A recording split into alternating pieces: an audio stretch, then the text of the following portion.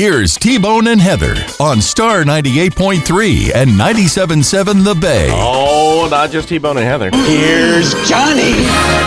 Hey!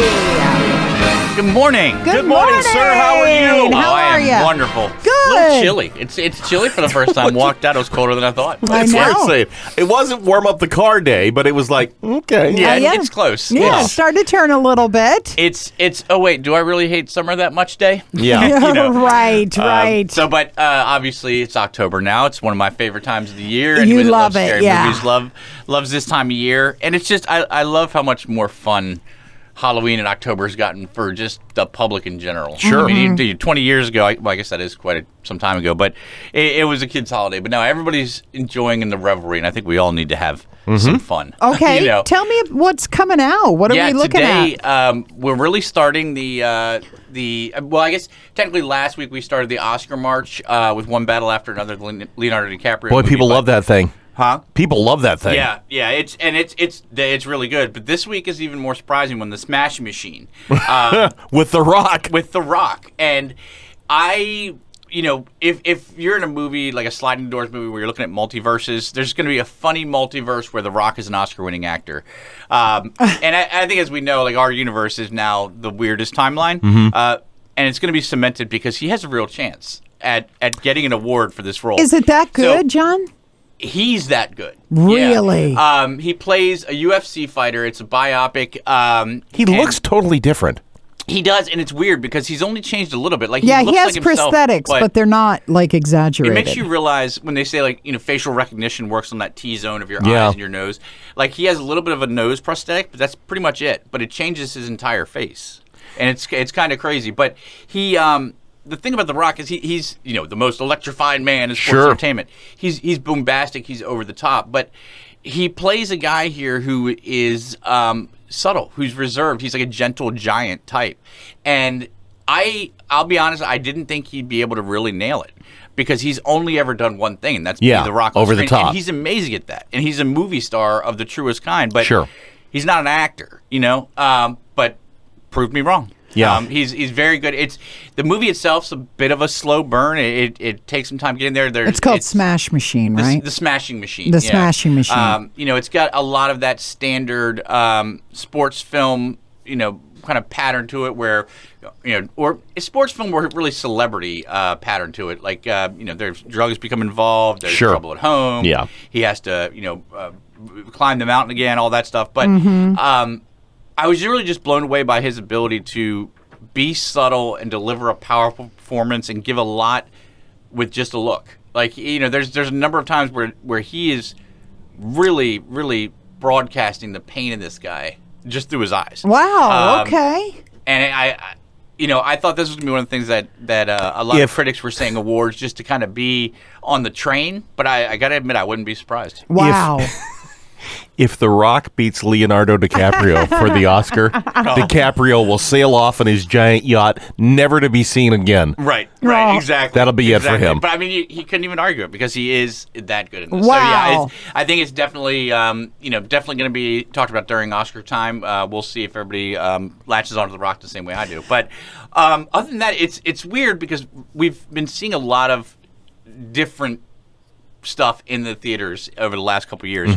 Concert films. We Yeah. talked about this a number of times.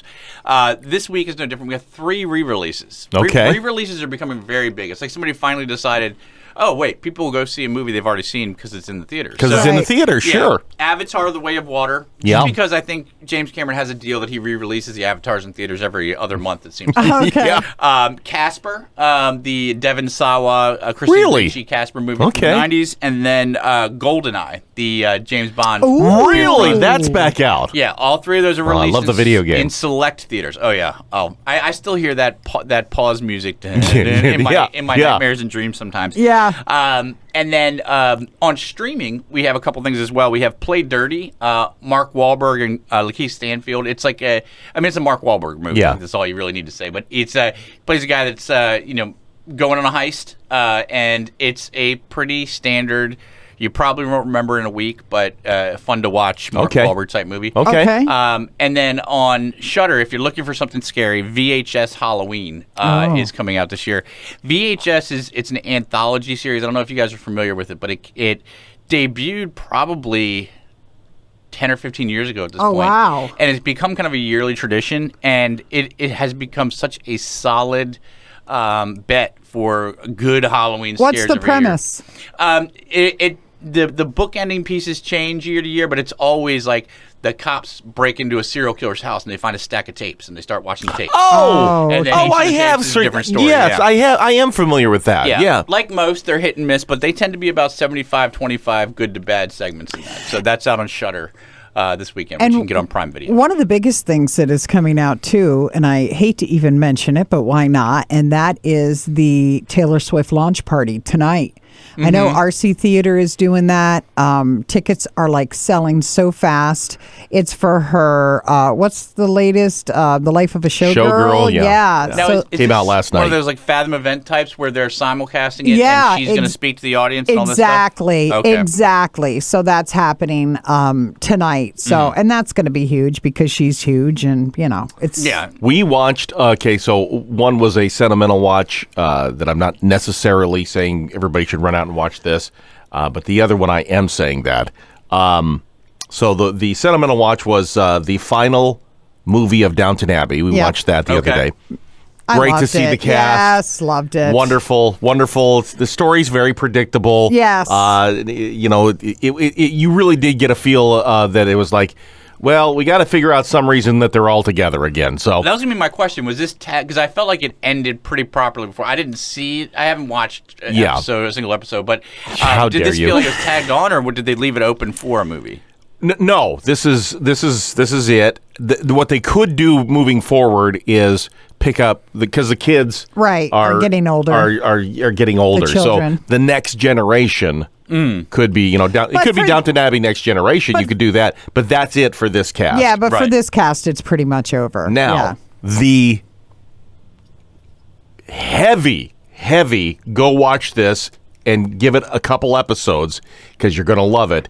The Lowdown with Ethan Hawke is fantastic. And Ethan Hawke is one of those guys that I always think I don't like as much, but then when I see him in something, I'm like, I like this guy. He's so good in this. And I saw his dirty-looking, kind of slimy-looking guy, and I was like, I got to watch this. It is fantastic. It really is. It's very well done. It's like Big Lebowski with, I don't know, some old-time gangster noir set in Oklahoma.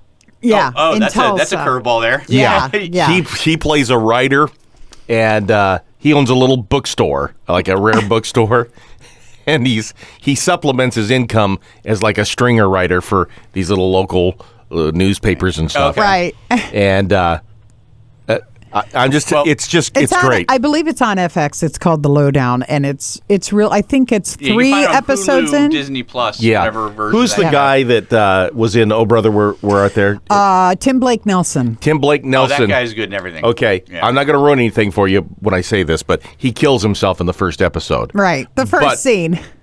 Ethan Hawke is trying to figure out why he did it. And if he did it. And if he did it, right. And if he did, we don't know that he killed himself. We don't know. We know he's dead. Right. And so there's these great scenes where Ethan Hawke will be reading a letter from Tim Blake Nelson. And as he reads it, it slowly morphs into him stops reading and Nelson's sitting next to him. And Ethan Hawke always gives him that look like, what the hell are you doing here? Kind of like Big Lebowski when what's his name? When Sam Elliott would come by and go, you got to swear so much, dude. Yeah. It's kind of that relationship.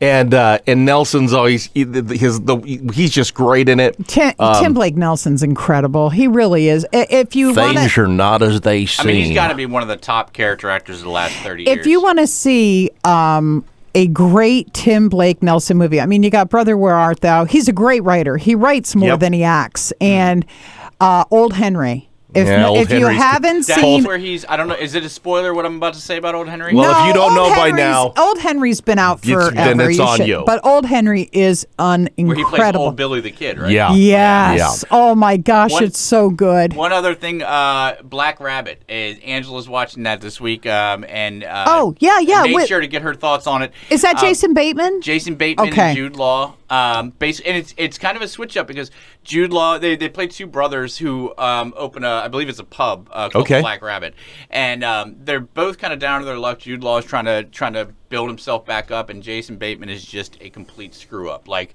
All right. In debt with the wrong people, Yeah. you know, people are trying to kill him. That's that kind of stuff. So, which is strange because Bateman's usually more. He's of a usually straight the guy. grounded one. Yeah. But he's played both before, and he apparently does it very well. So Black Rabbit is really good, and that's out now. is what I'm Okay, being so told. that's what All Angela's right. watching. Gotcha.